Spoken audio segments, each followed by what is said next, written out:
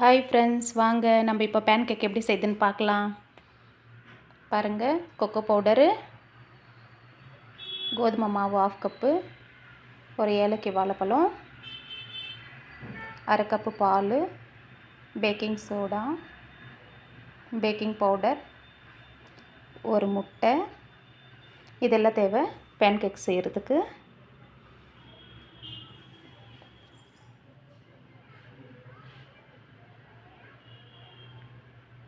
பாருங்கள், இப்போது கோதுமை மாவு போட்டாச்சு. 1/4 டீஸ்பூன் பேக்கிங் சோடா நம்ம அதில் சேர்த்துக்கலாம். 1/4 teaspoon baking powder, cocoa powder 2 spoon. நீங்கள் இதெல்லாம் கரெக்டாக எடுத்துக்கணும், அப்போ நல்லா வரும். காலையில் பசங்களுக்கு டிஃபனில் கொடுத்து விடலாம், நல்லாயிருக்கு. ஈஸியாக ஒரு 10 மினிட்ஸில் முடிச்சிடலாம். ஒரு முட்டை ஒன்று சேர்த்துக்கலாம் அதில். இதை நல்லா நம்ம மிக்ஸ் பண்ணணும். ஒரு ஏலக்காய் வாழைப்பழம், 1/2 கப்பில் கொஞ்சம் பால் அதில் சேர்த்துக்கலாம். மீதி பால் பவுலில் இருக்குது. 3 ஸ்பூன் சர்க்கரை. இதை நல்லா கிரைண்ட் பண்ணி எடுத்துக்கலாம். அதை எடுத்து அதில் சேர்த்துடலாம். திரும்பவும் சேர்த்துட்டு நல்லா மிக்ஸ் பண்ணிக்கலாம். நம்ம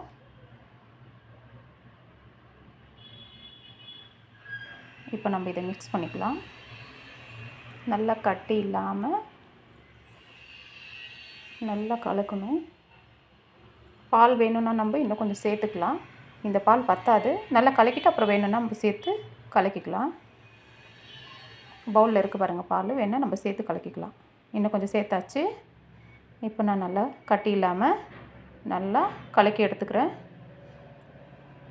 பாருங்கள், இந்த மாதிரி கலக்கணும், கட்டி இல்லாமல் நல்லா சாஃப்டாக இந்த ஸ்டேஜில் கலக்கணும். நம்ம ரொம்ப கெட்டியாகவும் இருக்கக்கூடாது, தனியாகவும் இருக்கக்கூடாது. தோசை மாவு பதத்தில் நல்லா கலக்கி எடுத்துக்கலாம். கலக்கி ஆயிடுச்சு.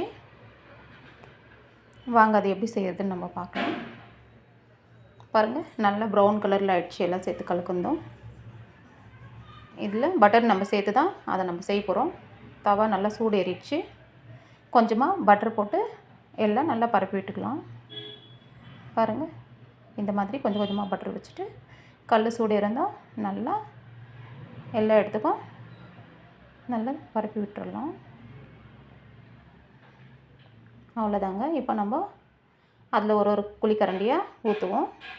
பாருங்கள், அழகாக ஊற்றியாச்சு. சிம்மில் தான் வச்சு செய்யணும். ஹையில் வச்சா கரைஞ்சிரும். சிம்மில் வச்சு மெதுவாக எடுத்து அப்படியே திருப்பி போட்டுடலாம். அவ்வளோதாங்க. பாய்.